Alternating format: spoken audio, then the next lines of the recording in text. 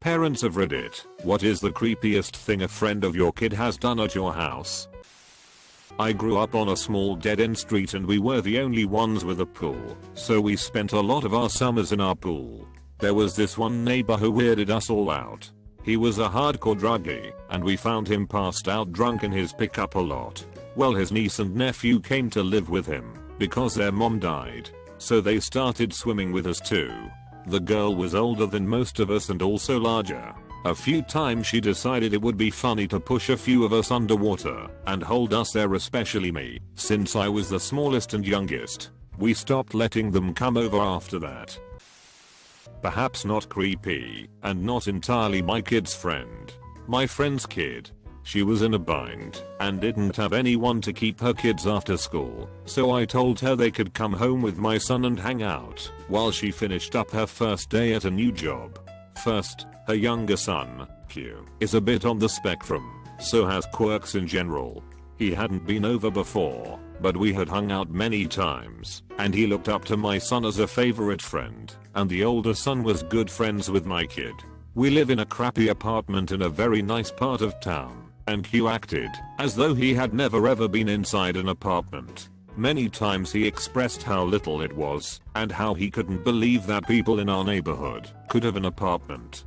Q also loves World War II, and told me many facts about generals. He was quite taken with Russia, and referred to it as Mother Russia, while using a terrible fake Russian accent. I happen to do an amazing Russian accent, which he loved, so if I wanted him to do anything, I had to ask it in the Russian accent. I also have decorated my apartment a bit whimsically, with a ton of animals and gnomes and other things sort of around in interesting scenes. My niece was over once, and counted my animal related things, and came to the conclusion that 23 animals live in my living room, but some are paintings/art. Q was distressed that they weren't named, so spent the afternoon naming most of them, but not cute as pet names, which is why I now have a gold dinosaur named Brian and a porcelain rabbit named Kevin, along with a few other adult male named animals that I can't recall. Brian and Kevin get asked after regularly, though, and my son still occasionally remembers to call them by their name, even though this was over a year ago, and Q has only been over again one time since then.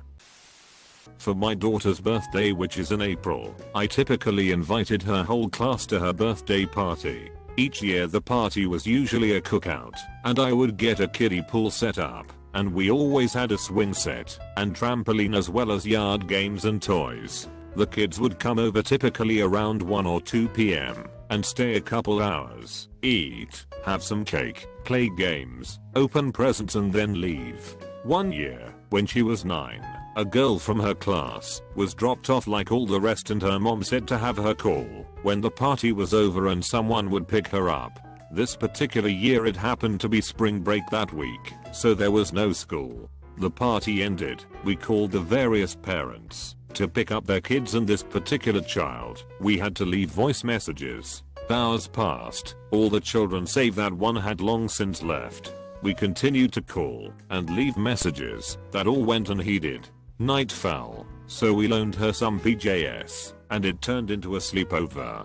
Now, we are white, and lived in the country. This particular child was black and apparently had recently moved into the area from a city. She didn't know us, had never met us, and had only known my daughter as a classmate for maybe a month. It didn't matter to me that she was black, it just seemed to me like that if I was a child left behind in some strange place with people I didn't know, that being a different race would only enhance the scariness. Not a parent, but I recall this very vividly. I was friends with this kid at my school, whose parents didn't really care for him. So when he all but invited himself over one weekend, his parents dropped him off with food on the street corner and just kinda left. Mind you, I have no sidewalk on my street, it's just ditches, and then a very heavily trafficked road. So he walked along the side of the road to my house and entirely expected to then stay for most of the day. When my parents called his parents to come get him, they made some excuse about how he'd said he'd be staying the night, which I'd never agreed to, and we forced them to come pick him up. When everything was said and done, it wound up being his 16-year-old brother who came to get him, who I later learned couldn't legally drive at the time. Maybe not creepy, but honestly a very weird and disturbing situation to find myself in the middle of. I'm the weird kid in this story. There was this kid I used to hang out with all the time. I used to go over to his house and we played video games for hours straight. This one time, me and another friend went over to his house to ask him if he wanted to come play with us. They weren't at home, but they had their cleaning lady in their house working. Now I can't remember if it is the lady who invited us in, or if we invited ourselves in given our familiarity with the place, but one way or another we went inside and helped ourselves with his video games, completely unaware of the weirdness of the situation that we are in. The lady even brought us snacks. They eventually came back to find two kids in their living room playing video games. His mom got upset with the lady, I think, but I do remember her calmly explaining us that it was not okay and we shouldn't be in their home again unless they are home. I really wasn't the brightest kid. My daughter had a friend come around when she was 7 or 8. This girl was pretty odd and obviously used to getting her own way, but the weirdest thing was one day when I was in the kitchen and they had been playing outside. I'm renovating our house and there were no baseboards, so you could see under the house. It looks creepy as an adult, but kids have vivid and wild imaginations. They come running in, and she grabs a sharp knife from the kitchen drawer. I stop her and ask her what she's doing. My daughter says they are going to kill the monster under the house. I tell her to immediately put that knife back. But we need to kill the monster. And then they both start to run out again. I very firmly tell her to put it back.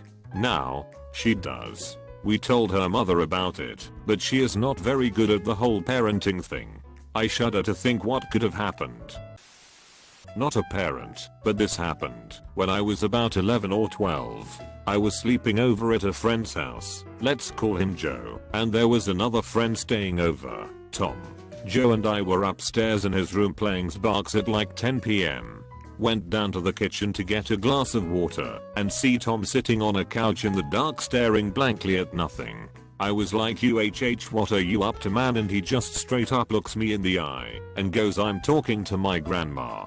This dude's grandmother died when he was like 4 or something. Needless to say, I noped the fuck out of there. Never saw that kid again. Good question, Op.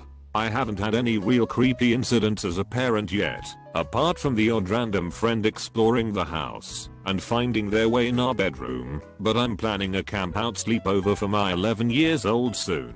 So I might have a good story then. In the meantime, when I was a kid, this strange family moved in a couple doors up from us and had a daughter around my age. She didn't attend school with me and was clearly intellectually challenged. She decided to be my friend, coming over all the time, even if no one was home. She was obsessed with my dog, a young boxer pup, and would play with her, whether anyone was home or not. She would come into the house uninvited and find my mum on the toilet and casually chat with her. Poor girl had no social etiquette or anything. I truly felt sorry for her and would share my homework with her, but she couldn't read or write. We were probably 10 or 11 ourselves.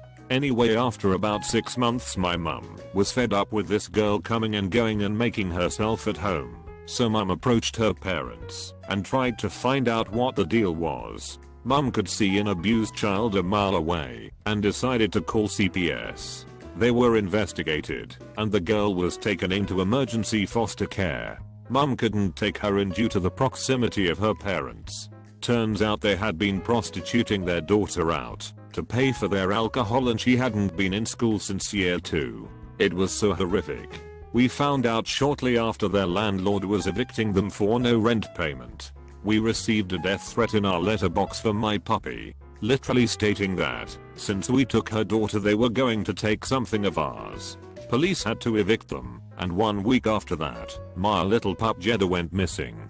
Small town and the only red boxer, but she never came home. I'll never forgive them, but I hope their daughter got a decent life far away from those monsters. Obligatory, I'm not a parent, but this is something me and my parents talk about to this day. I had a slumber party in 1st grade and invited probably 8 to 10 girls.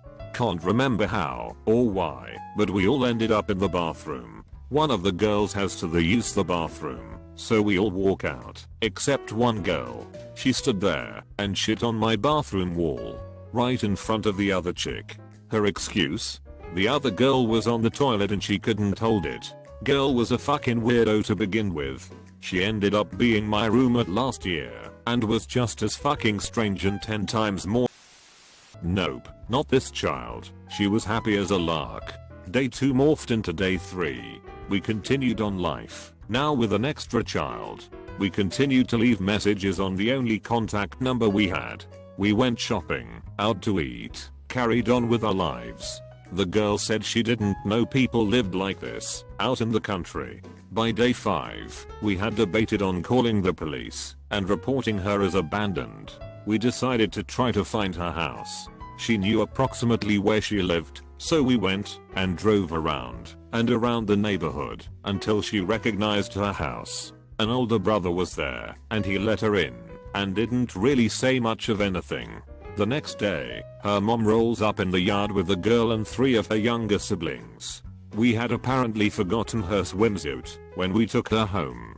The mom asked if she could leave the kids there while she ran a quick errand. I told her that unfortunately, we were getting ready to leave ourselves, and I was sorry. She got mad and yelled took off in a huff. Truthfully, I was afraid she was going to leave all the kids and just not come back. It was really weird how the girl just seemed to accept that no one was coming to get her. All the other kids I know would have been crying and hysterical wanting to go home. The girl finished out the school year and didn't come back in the fall. I guess they moved away.